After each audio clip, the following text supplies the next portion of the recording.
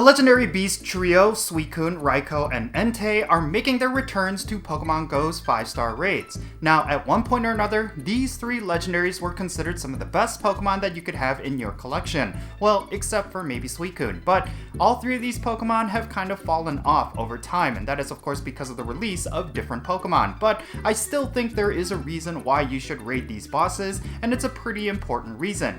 Alright, so with that said, let's get right into it.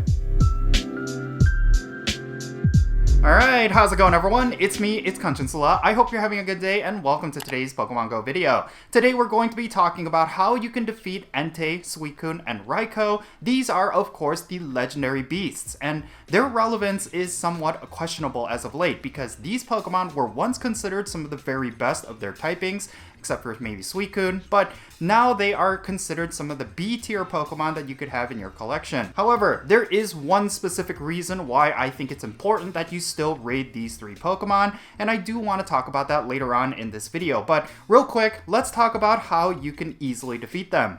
Alright, let's start this off by talking about Entei. This is a pure fire type Pokemon, so it's only going to be weak against ground types, rock types, and water types. It's also going to be resistant from attacks from bug types, fairy types, fire types, grass type, ice type, and steel type attacks. Now, the perfect IVs for Entei is going to be 1984, and if it's weather boosted, it's going to be 2480. Entei, considering that it is a pure fire type, is going to be weather boosted by sunny weather. So if you want that extra Stardust and candy, then that would probably be the best weather type to go out and farm this boss. In order to defeat Entei, you need a raid group that consists of about 5 to 6 trainers that are at least level 35. That should give you a pretty secure win, but if you want to challenge yourself, you could do it with just 2 other trainers at least level 50. Make sure you bring the absolute best counters against Entei, no matter how many trainers you end up bringing. But of course, if you have a full raid lobby of 20 trainers, maybe you can get by with just bringing the recommended Pokemon. Now, in terms of those best counters, I would say that both Primal Kyogre and Primal Groudon are going to be top tier. You could also consider bringing Mega Swampert, considering that it boosts up both water types and ground types, which I'm sure your raid mates are going to bring. And of course, there's Shadow Swampert and Shadow Garchomp. Those are going to be the absolute best Shadow Pokemon to bring against Entei. Make sure you're bringing ground type attacks and water type attacks for either of them. And then, of course, there's regular Kyogre, which I feel like is going to deal a little bit more damage than regular Groudon. Now, let's say you don't have a lot of legendaries or Shadow Pokemon in your collection. Well, you can consider bringing some of these budget counters. They include Mega Swampert, Rampardos, Excadrill, Garchomp, Rhyperior, and regular Swampert. All of these Pokemon are still viable against Entei, but you will want to make sure you have someone in your raid party with a Mega Evolution or a Primal Reversion, because they will need that damage boost. Next up, let's go over Ryko. Now, this Pokemon is a pure electric type, and if you're familiar with electric types, they are only weak against one other type, and that is ground.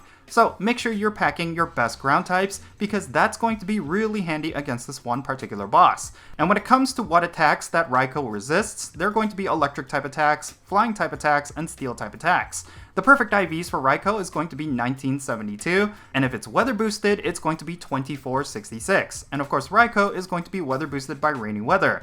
Now, the amount of trainers that you're going to want to bring are going to be pretty similar to Entei. You could take it down with 5 to 6 trainers that are at least level 35, and if you want to challenge yourself, you could do it as a trio with everyone at least level 50. The best counters for Ryko are pretty straightforward. It's going to be the best of the best ground types. This includes Primal Groudon, Shadow Garchomp, Shadow Mamoswine with high horsepower, regular Groudon, and Excadrill. In terms of the budget counters, it's kind of similar to Entei, just take out a lot of the water types. This includes Mega Swampert with ground type attacks, Excadrill, Garchomp, Mamoswine with high horsepower, and Rhyperior. Ryko is pretty straightforward compared to the other two Pokemon. You're going to just want to bring your best ground types. Now, the nice thing is that both Ryko and Entei are weak against ground type attacks, so maybe you could just make one team that consists of all of your best ground types, and you'll be good to go for both of those bosses. And then finally, let's go over Suicune, which in my opinion is the worst out of the three, and I don't think a lot of players are actually going to raid this one.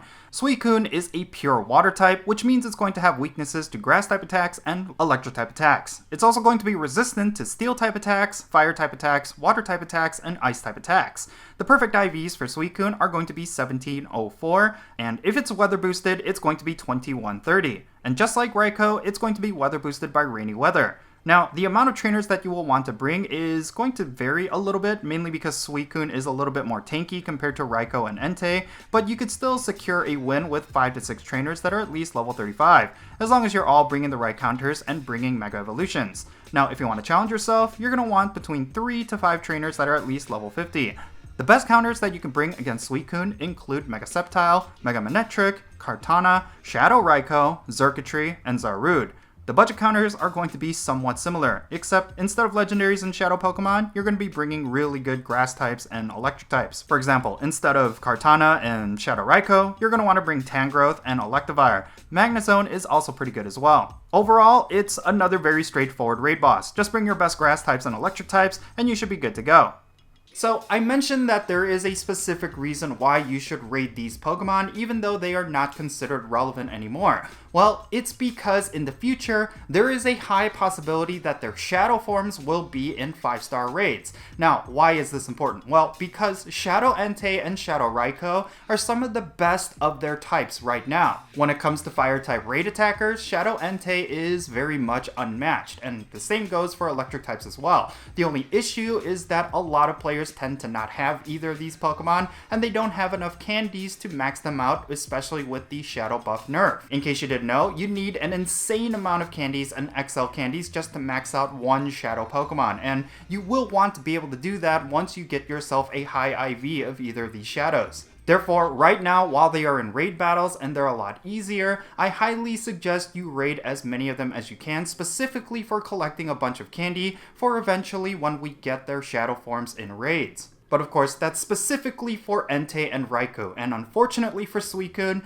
that Pokemon kind of falls by the wayside. It's not going to be a good Pokemon no matter what, even if it gets a shadow form, and it's really because of both its moveset as well as its stats. So maybe while all 3 of these Pokemon are currently in raids, maybe you could just focus on Entei and Ryko. Those are still going to be relevant in some ways. But yeah, in any case, that's going to be it for this raid guide video. Now, I would love to know your thoughts regarding the Legendary Beasts down below. Are you planning to raid really hard for all 3 of these Pokemon? Don't forget that their shiny forms are going to be available as well, and those could probably net you some really good trades. But yeah, aside from that, you really should be raiding them for candies, and I would love to know what your strategy is going to be once these Pokemon return to raids. And yeah, thank you so much for making it to this point in the video. I really hope you ended up enjoying it and found it to be informative. If you did, make sure you hit that thumbs up button and subscribe if it's your first time here. And don't forget that little bell so you can stay up to date on whenever I upload videos. And I want to give a quick shout out to all of my patrons on Patreon. You make this channel content possible. If you want to support my channel in any way, big or small, then do consider checking out the links in the description below. For all my patrons, they get a permanent spot on my in-game friends list. So if you want to interact with me with some way in Pokemon Go, like with remote raids or the friendship system, then do consider joining me on Patreon. And for all of you who want to support me non-monetarily, you could always do so by following me on social media. My handle is @Jinsula, and I'm on the following platforms. Alright, and that's going to be it. I'm Jinsula. Be safe, have fun, love yourself, and I'll catch you all later.